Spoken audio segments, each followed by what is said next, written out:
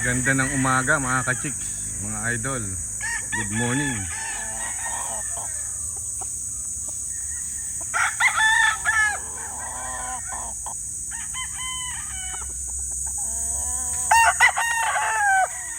Tuyong-tuyong ating manukan. But anyway, kung siguro dumating yung buhos ng ulan, so makakaginhawa na tayo ang yung ating mga mahal na alaga.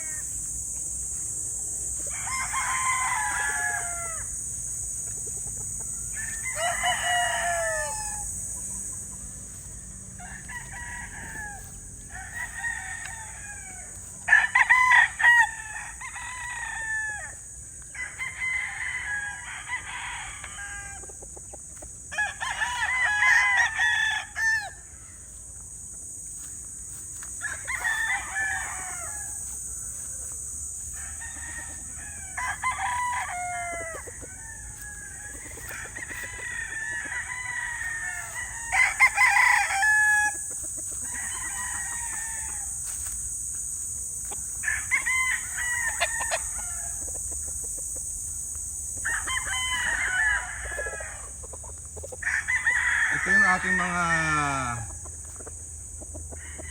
early bird.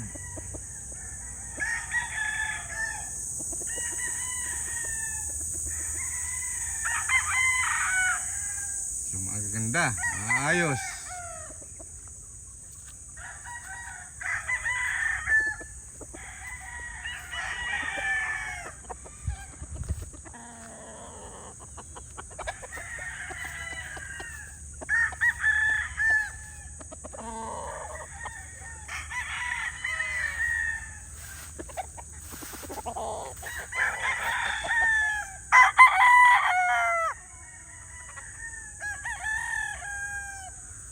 Buong-buong yung mga katawan nila. Yung buntot mahaba na, so by June ready na itong mga to para sa eskwelahan. Quality.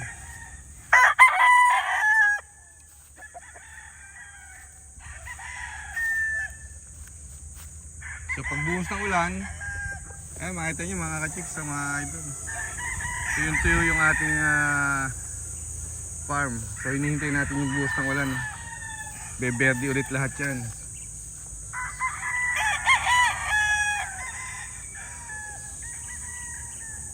Sobra init ang mga nakakaraang linggo, nakakaraang mga araw. Buti na lang walang na heat stroke, no?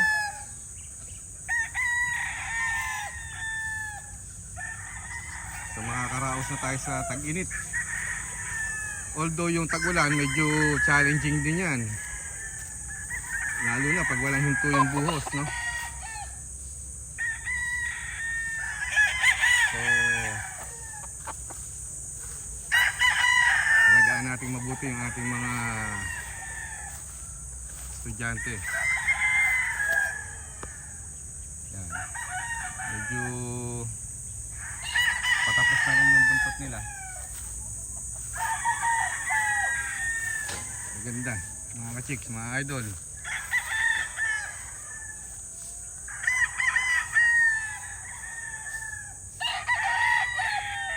Ayan, no? Diba? Quality. Oh, idol Axel natin, ano yan? Idol panuka. Magandang ngiti ni idol Axel natin,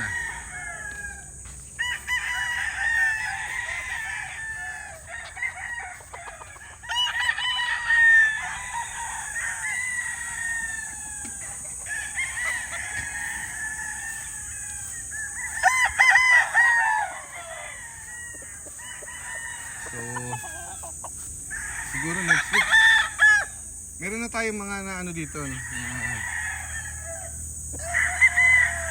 Na ensayo. Magaling.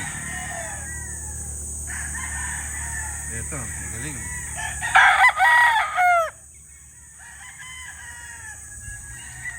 Saka ito.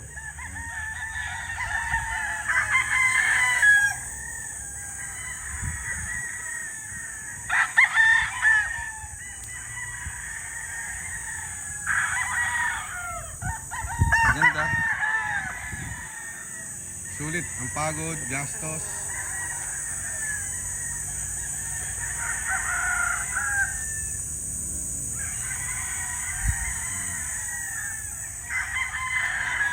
So dire-diretso na yan. By July, early bird, August. Then mga lokal. Ang dami natin lokal. Meron na tayong mga nasa sa hardening. At marami pa tayong i-harvest. So dire-diretso na yan. At least na nalagpasan na natin yung medyo masalimuot na breeding. So ayan. Mabilis lang naman yung season, no? Tapos yan, ano na naman, breeding na naman. Pagdating ng bandang September, no? August, September, preparation. So dire-diretso na naman yan. Sandali lang yan, no? And then yung cock season patapos na rin. Mahaba-haba na rin yung ano na ngayon, May. So patapos na rin yan. Then ang susunod, stagan, no? Yan. So nagpe-prepare na tayo. Sobra pa rin init dito mga idol. So ingat-ingat. Ingatan natin sarili natin. Keep hydrated, pati yung ating mga alaga. Dito lagi ko silang sinasabihan, tubig, no? Malinis na tubig, maayos na tubig, hindi nabibilad. So imagine maghapon yan na nandyan lang, no? Sobrang init. Tapos wala pang maiinom, ayun, no? Yan ang mga causes ng heat stroke. So dito sa amin wala, no? Madalang magkaroon ng ganyang pangyayari. May mga nangyari na, no? Sa mga nakakaraan, isa, dalawa, ganyan. So ngayon alam na natin yan, no? By experience. Kaya kailangan laging maayos na tubig. Laging nasa lilim, hindi naiinitan. So pag init na init sa mga manok natin, meron silang maiinom na malinis na tubig. Okay? So ngayon magpapaligo ulit tayo ng mga nasa range para ma-refresh yung katawan nila. Kung ano man yung may mga kasi yung init matindi yan, nangihina yung ating mga alaga dyan. So i-refresh lang natin para maiwasan kung ano man yung mga dinadanas nila, no?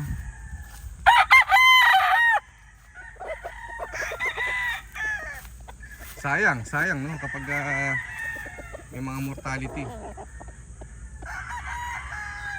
sa ganitong panahon. Madali naman iwasan yan. Alagaan lang natin mabuti. Yan. So siguro magpapakain muna yung mga bata ko rito. Then later on kita-kits tayo susunod sa video, mga ka-chicks. Okay? Ingat po tayong lahat. Thumbs up. Mabuhay po tayong lahat.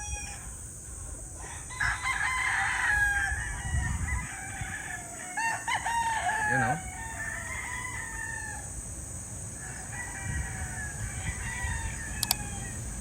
Python Gray. by Mersin Black. Ikaw silang. Yun lang. Bye!